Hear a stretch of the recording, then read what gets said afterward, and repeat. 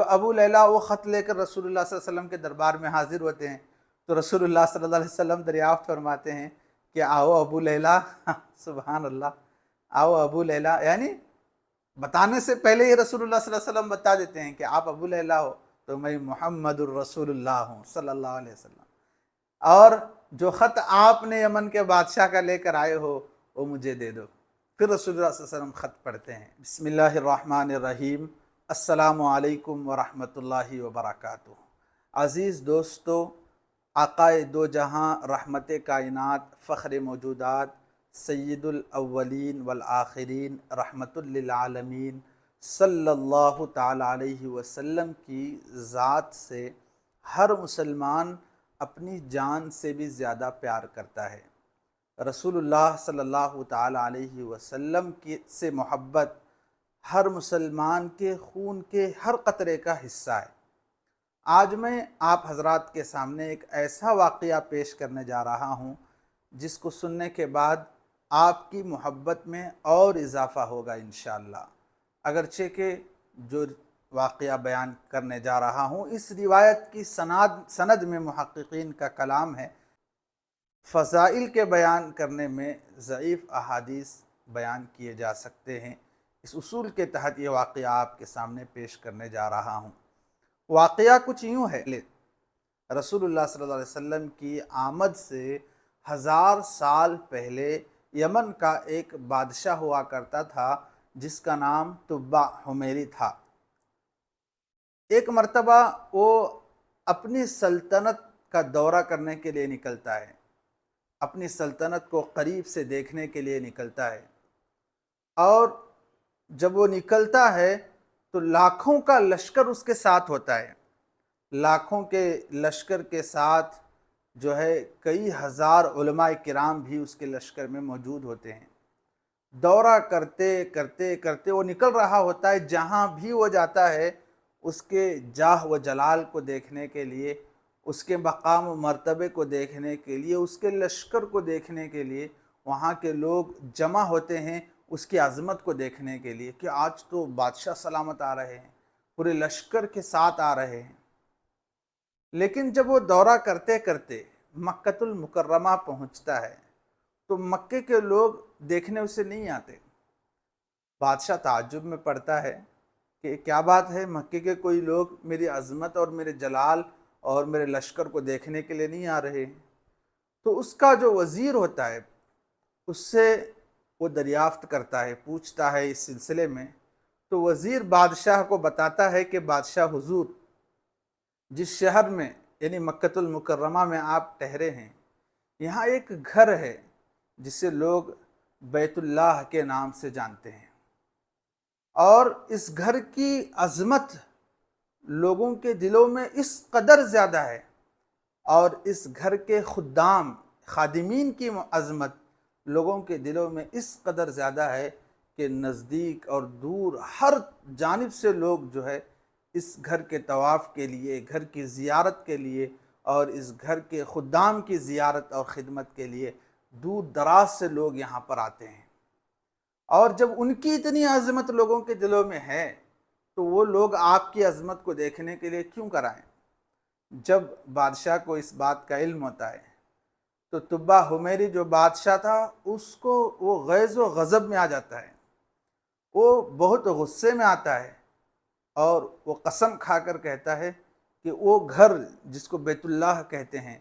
آج میں اس کو ختم کر دوں گا، اس کو اکھیڑ کر پھینک دوں گا۔ جیسے ہی یہ الفاظ وہ اپنی زبان سے نکالتا ہے تو اللہ تبارک و تعالیٰ کی جانب سے ایک ایسی بیماری اس پر مسلط ہو جاتی ہے کہ اس کے ناک سے بھی خون بہنے لگتا ہے، آنکھ سے بھی خون بہنے لگتا ہے،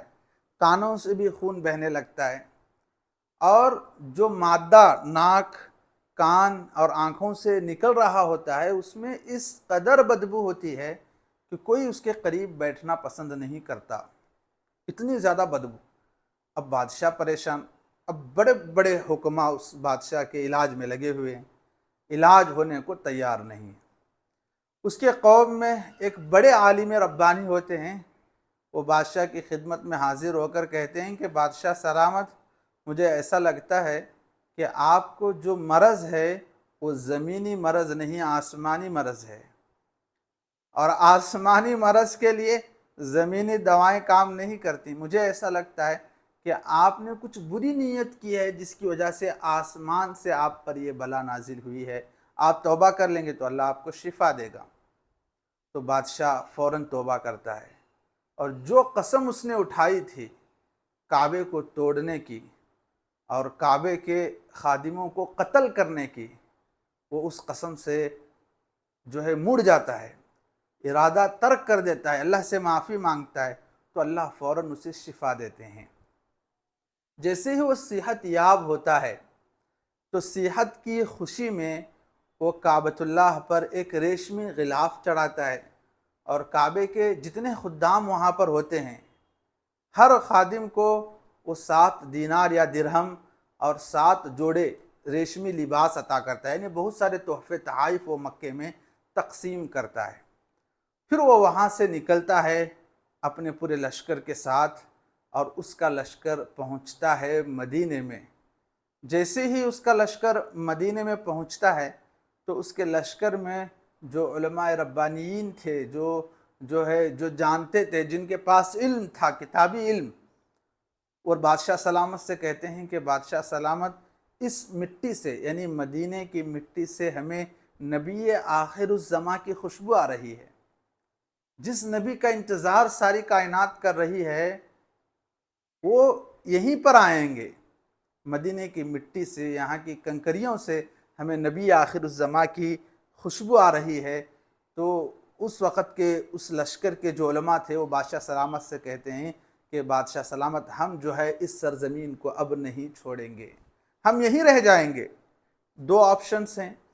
پہلا آپشن یہ ہے، یا تو جو نبی آخر الزماں آنے والے ہیں ہمیں ان کا دیدار نصیب ہوگا، ان کے ہاتھوں پر کلمہ پڑھنے کی توفیق نصیب ہوگی، یا پھر ہم اسی جگہ مر جائیں گے اور اسی جگہ دفن ہو جائیں گے۔ تو کبھی نہ کبھی جو نبی آخر الزماں آئیں گے ان کے قدموں، ان کے جوتیوں سے لگی ہوئی دھول ہمارے مدفن، ہمارے قبروں پر گرے گی، تو پھر وہ دھول بھی ہماری شفاعت کا ذریعہ بنے گی۔ یہ کہہ کر بہت سارے علماء یہ پختہ عزم اور ارادہ کرتے ہیں کہ اب ہم مدینے کو چھوڑ کر نہیں جائیں گے۔ بادشاہ بھی ان کی اس خواہش کا استقبال کرتا ہے، اور کئی 100 علماء کرام کے لیے وہ وہاں پر گھر بناتا ہے۔ روایتوں میں آتا ہے کہ 400 علماء کرام تقریباً ان کے لیے وہ گھر بناتا ہے، اور مالی طور پر ان کی امداد کرتا ہے، اور پھر ان لوگوں کو وہیں رہنے کے لیے کہتا ہے۔ اور پھر بادشاہ ان علماء کرام سے وصیت کرتا ہے کہ میں آپ حضرات کو ایک خط لکھ کر دے رہا ہوں، یہ خط آپ حضرات رسول اللہ صلی اللہ علیہ وسلم کے ہاتھوں میں پہنچا دینا، اگر آپ کی زندگی میں وہ رسول آ جائے۔ اگر آپ کی زندگی میں وہ رسول نہ آئے تو پھر آپ اپنے آنے والی نسلوں سے کہنا کہ بادشاہ کا ایک خط رسول اللہ صلی اللہ علیہ وسلم تک پہنچا دیں۔ پھر وہ ایک خط لکھتا ہے جس کا مضمون کچھ اس طرح رہتا ہے کہ یمن کا بادشاہ تبا کی جانب سے، پورا خط نہیں سنا رہا ہوں، اس کا خلاصہ یہ تھا رسول اللہ صلی اللہ علیہ وسلم کی جانب، اور اس کا مضمون کا خلاصہ اس میں یہ تھا کہ میں آپ پر ایمان لاتا ہوں، آپ کے رسالت کا اقرار کرتا ہوں، آپ پر نازل ہونے والی کتاب پر ایمان لاتا ہوں، بس آپ میری شفاعت کریں قیامت کے دن۔ یہ پورا مضمون بہت بہترین مضمون ہے، اس خط میں، کتاب میں موجود ہے وہ، یعنی وہ ایمان لانے کا اقرار نامہ ایک خط کے ذریعے رسول اللہ صلی اللہ علیہ وسلم تک پہنچاتا ہے۔ اور روایتوں میں بتایا گیا ہے کہ اس زمانے میں، یعنی اس کے لشکر کے جو علماء کرام تھے، اس وقت تو رسول اللہ صلی اللہ علیہ وسلم مبعوث نہیں ہوئے، تو پھر انہوں نے اپنی نسلوں سے کہا کہ ایک خط آنے والے رسول تک پہنچانا۔ پھر دوسری نسل والوں نے تیسری نسل والوں سے کہا، پھر تیسری نسل والوں نے چوتھی نسل والوں سے کہا۔ اس طرح روایت میں بتایا گیا ہے 1000 سال کے بعد رسول اللہ صلی اللہ علیہ وسلم تک وہ خط پہنچتا ہے تبع حمیری کا، جو کہ بادشاہ تھا، 1000 سال کے بعد۔ تو سوچئے رسول اللہ صلی اللہ علیہ وسلم کے آمد سے 1000 سال، ہزاروں سال پہلے سے آپ کی ذات کا دنیا انتظار کر رہی تھی۔ اور کس طرح وہ خط رسول اللہ صلی اللہ علیہ وسلم تک پہنچا؟ کچھ اس طرح تذکرہ ہے کہ جب رسول اللہ صلی اللہ علیہ وسلم مکۃ المکرمہ سے مدینہ المنورہ ہجرت کر کے آئے، اور مدینے میں ابھی آپ داخل ہونے والے تھے، انٹری کرنے والے تھے، تو مدینے کے لوگ بڑے خوش تھے، بڑے خوش و خرم تھے، ہر کوئی تیاریوں میں لگا ہوا تھا، کوئی صفائی ستھرائی میں، کوئی گھر کے سجانے میں، اور ہر کوئی یہ چاہ رہا تھا کہ رسول اللہ صلی اللہ علیہ وسلم جو عظیم پیغمبر ہیں وہ میرے مہمان بنے۔ ہر کوئی اپنے گھر کا مہمان بنانا چاہ رہا تھا۔ تو رسول اللہ صلی اللہ علیہ وسلم جب مدینے میں انٹری کرنے جا رہے تھے تو اس وقت لوگوں سے کیا کہا کہ چھوڑ دو میری اونٹنی کے نکیل کو، جہاں خود یہ اونٹنی جا کر بیٹھے گی پھر وہی میرا جو ہے رہنے کی جگہ ہوگی۔ میں آپ حضرات کو یہ بتانا بھول گیا کہ جو 400 مکانات تبہ حمیری بادشاہ نے تعمیر کروائے تھے اپنے زمانے میں، اس میں ایک مکان اس نے ڈبل منزلہ 2 منزلہ مکان اس نے تعمیر کرایا تھا بہت ہی بہترین طریقے سے، اور جو بڑے عالم تھے اس کے لشکر میں وہ بڑا مکان 2 منزلہ مکان بڑے عالم کے سپرد کر کے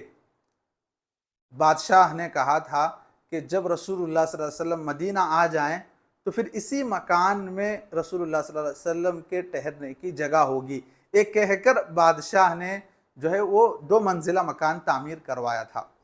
اور وہ نسل در نسل ہوتے ہوئے حضرت ابو ایوب انصاری رضی اللہ عنہ کی تحویل میں وہ مکان آیا تھا۔ سمجھ میں آ رہی بات؟ تو پھر جب رسول اللہ صلی اللہ علیہ وسلم مدینے میں انٹری ہوتے ہیں اور کرتے ہیں، اور جو لوگ رسول اللہ صلی اللہ علیہ وسلم کی اونٹنی کو پکڑ کر اپنے گھر میں لے کر جانا چاہ رہے تھے تو رسول اللہ صلی اللہ علیہ وسلم منع کرتے ہیں اور کہتے ہیں کہ میری اونٹنی کی نکیل کو چھوڑ دو، جہاں یہ اونٹنی بیٹھے گی وہیں پر میرا ٹھکانہ ہوگا۔ تو پھر وہ اونٹنی اسی 2 منزلہ مکان جو تھا جو یمن کے بادشاہ نے تعمیر کروایا تھا اسی جگہ جا کر وہ اونٹنی بیٹھ جاتی ہے۔ سبحان اللہ! دیکھیں کیا نظام اللہ تبارک و تعالیٰ نے بنایا تھا، اسی جگہ جا کر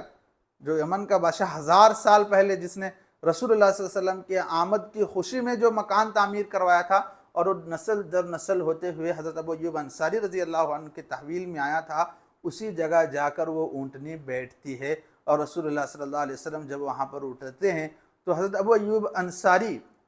رضی اللہ عنہ کے جو خادم تھے ابو لیلہ، غالباً ابو لیلہ ان کا نام تھا، تو لوگ کہتے ہیں کہ یمن کے بادشاہ کا جو خط آپ تک پہنچا ہے، اب آپ جو رسول اللہ صلی اللہ علیہ وسلم تک ایک خط پہنچا دیں۔ جب ابو لیلہ وہ خط لے کر رسول اللہ صلی اللہ علیہ وسلم کے دربار میں حاضر ہوتے ہیں تو رسول اللہ صلی اللہ علیہ وسلم دریافت فرماتے ہیں کہ آؤ ابو لیلہ، سبحان اللہ، آؤ ابو لیلہ، یعنی بتانے سے پہلے ہی رسول اللہ صلی اللہ علیہ وسلم بتا دیتے ہیں کہ آپ ابو لیلہ ہو تو میں محمد الرسول اللہ ہوں صلی اللہ علیہ وسلم، اور جو خط آپ نے یمن کے بادشاہ کا لے کر آئے ہو وہ مجھے دے دو۔ پھر رسول اللہ صلی اللہ علیہ وسلم خط پڑھتے ہیں اور کہتے ہیں کہ صالح بھائی طبہ نے بہت ہی اچھا کام کیا ہے، یعنی ان کی تعریف کرتے ہیں یمن کے بادشاہ کی۔ تو میرے عزیز دوستو، اس پورے واقعے سے بتانا مقصود ہے کہ رسول اللہ صلی اللہ علیہ وسلم ابھی دنیا میں آئے نہیں، ہزاروں سال پہلے آپ کے چرچے، آپ کے تذکرے، آپ کا انتظار، آپ سے محبت اور آپ سے عقیدت اور آپ کے دیوانوں کا ہجوم ہر طرف ہر طرف ہر طرف ہر طرف جب رسول اللہ صلی اللہ علیہ وسلم دنیا میں آئے اور ہم لوگوں کو کہ مقدر میں یہ بات بنی اللہ کے فضل و کرم سے کہ ہم رسول اللہ صلی اللہ علیہ وسلم کی امتی ہیں، تو پھر رسول اللہ صلی اللہ علیہ وسلم جیسی عظیم ہستی پر بے شمار درودیں بھیجنا ہم پر لازمی ہے، ہم پر ضروری ہے۔ آپ سے عقیدت کرنا، آپ سے محبت کرنا، آپ پر درود کا نذرانہ پیش کرنا، سلام کا نذرانہ پیش کرنا، یہ ہم پر ضروری ہے۔ تو میرا عزیز دوستو، آپ حضرات سے گزارش ہے کہ کثرت سے رسول اللہ صلی اللہ علیہ وسلم پر درود شریف پڑھتے رہیں، میرے لیے بھی دعاؤں میں میرے لیے بھی دعا کرتے رہیں، اور آپ حضرات سے گزارش ہے کہ کمنٹ سیکشن میں ایک مرتبہ صلی اللہ علیہ وسلم ضرور لکھیں، اور اس واقعے کو دوستوں کے ساتھ زیادہ سے زیادہ شیئر کریں۔ السلام علیکم ورحمۃ اللہ وبرکاتہ۔